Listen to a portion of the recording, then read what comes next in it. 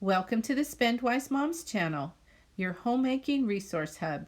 Today we're going to demonstrate how to make M&M Bar Cookies. These cookies are super rich. Rich is the best word to describe them. You can only eat one at a sitting, and I would suggest grabbing a glass of milk to go with it. The recipe is on our blog at www.spendwise.org. I will leave a link in the description box below. So let's go on to the directions. Get out a 9x13 pan and either butter it well or use parchment paper. Turn on your oven to 350 degrees.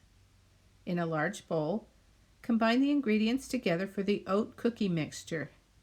Set aside about a third of the mixture for the top and press the leftover 2/3 into the bottom of your 9x13 pan. Get out a 2-quart saucepan or one of the equivalent size. Heat the condensed milk, chocolate chips, and butter together until everything is melted and mixed well. Take it off the heat and add the vanilla and mix it well.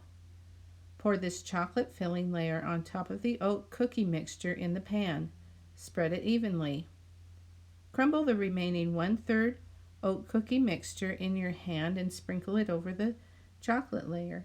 Sprinkle M&Ms on the top. Bake at 350 for 25 to 30 minutes or until they look done.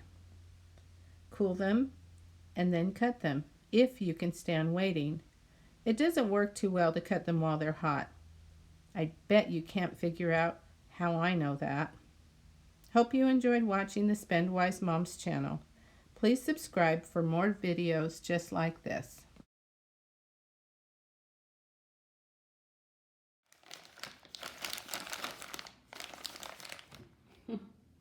They're upside down. Okay. Oh dear, I just realized I forgot to put the egg in with the picture of the ingredients, but it's too late now.